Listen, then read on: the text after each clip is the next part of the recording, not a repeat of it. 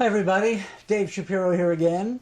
We're doing another in a series of videos about how to think as a musician, trying to do something a little different for you all out there. And again, if you're in the Sacramento vicinity, come in and see me. I give lessons at a couple of different stores. All the information will be posted. And there'll be a website and all that good stuff, but I'm not going to waste time talking about it. We want to keep this stuff brief for you. Okay, so the subject of today's video is chord-scale relationships, which is generally the crux of what's known as modern music theory, as opposed to what they teach often in beginning classical conservatory theory classes. That's different. That's 18th century voice leading for four-part writing. We're talking about chord-scale relationships in the modern sense. There's two basic approaches to handling chord progressions. The classic South Indian improvisation is a great example of what's known as, in Western terms, horizontal improvisation. And the reason I use that term is if you looked on written music, you're basically playing the same scale. You would just see the same notes redistributed from the same scale endlessly, regardless if there's any chord changes or not. Now, Indian music, there are no chord changes. They only play deliberately one so-called scale or mode at a time, which they call ragas. The classic idea in our culture is borrowed from Africa, and that is the blues, in which pentatonic scales imported from Africa, unfortunately, through chattel slavery here. Lucky for us, we had their musical ideas to spice up all those boring Anglican hymns. Unfortunately for them, what happened to them. But I'm digressing into politics, which I will stop doing.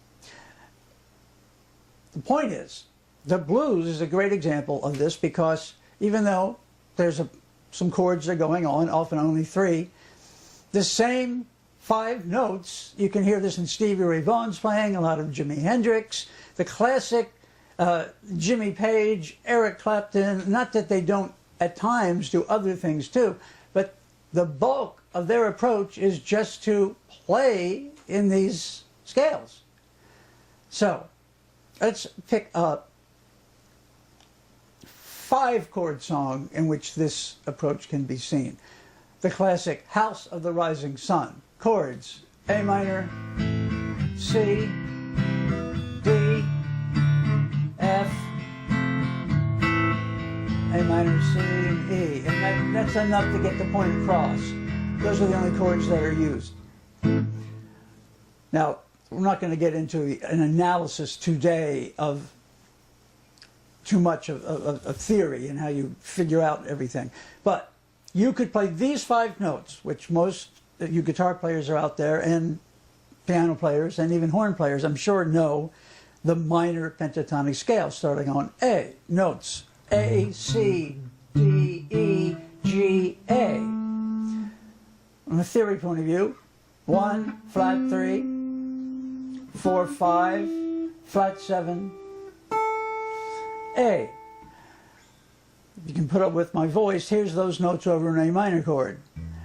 Boom, boom, boom, boom, boom, boom. Over the C chord. Boom, boom, boom, boom, boom, boom. They sound fine, don't they? There's the D chord. Here's the F chord.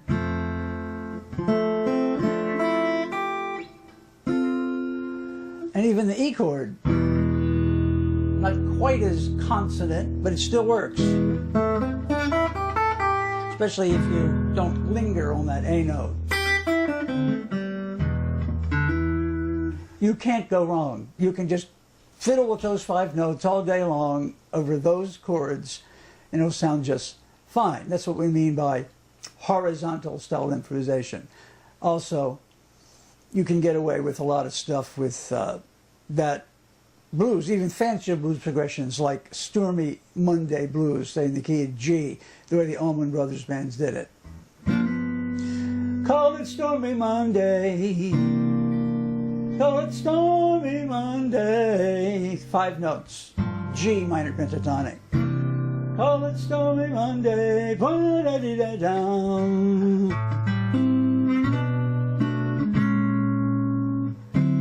Ba-ba-ba-ba-ba-ba. Well, that chord's a little trickier, that E flat 9th chord. You have to be a little bit more careful, but 3 of the notes, actually 4 of them, fit perfectly. Just the D natural won't fit on that chord. So you just have to be a little careful, that's all.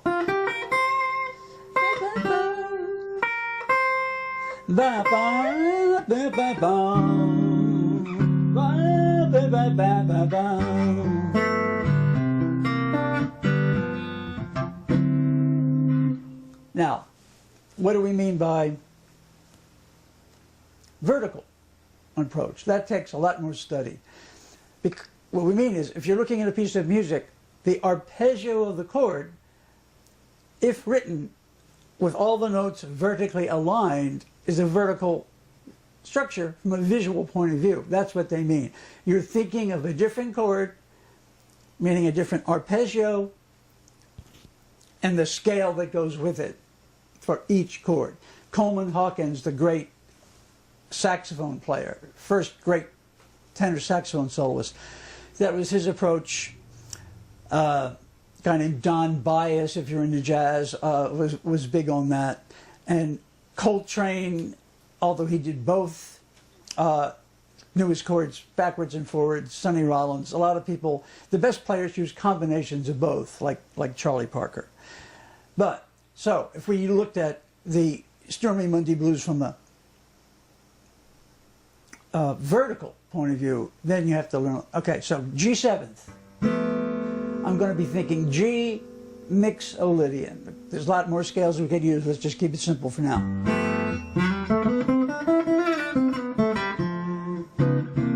Going over to C7th to C9th, C Mixolydian.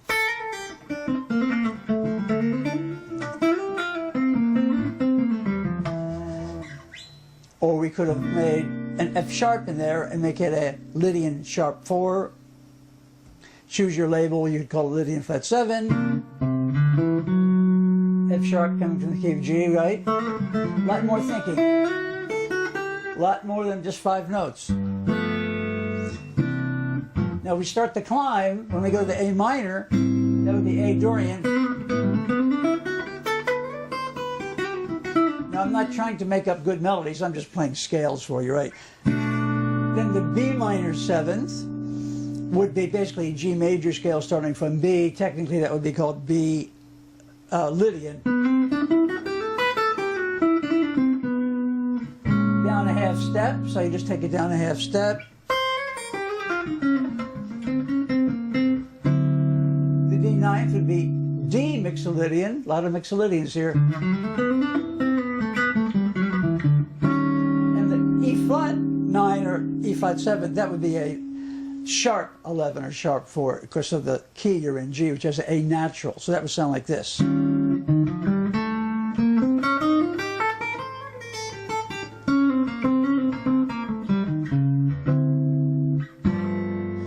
So I'm not going to play any chords, but using that approach, I'm going to sound out the chords, so to speak, using single notes like a saxophone or trumpet player might. On Stormy Monday Blues, same chords as Allman Brothers and T-Bone Walker, who wrote it, use.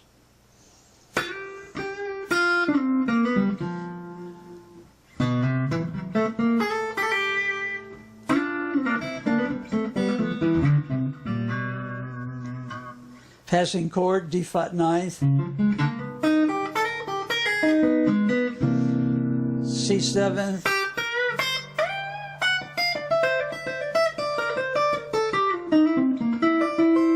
back to the G7th, A minor, B minor, B 7th, D 9th.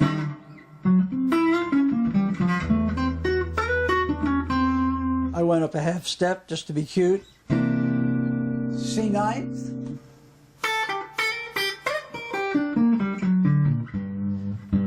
G 7th.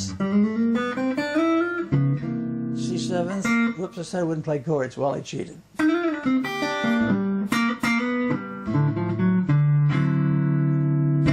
Try one more time faster. Here's the beat.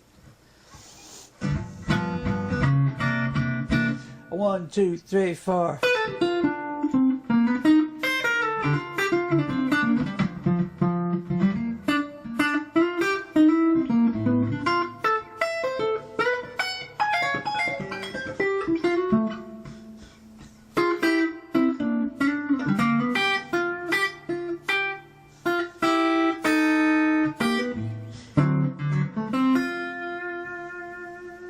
Okay, so that's quite different, isn't it, from just this?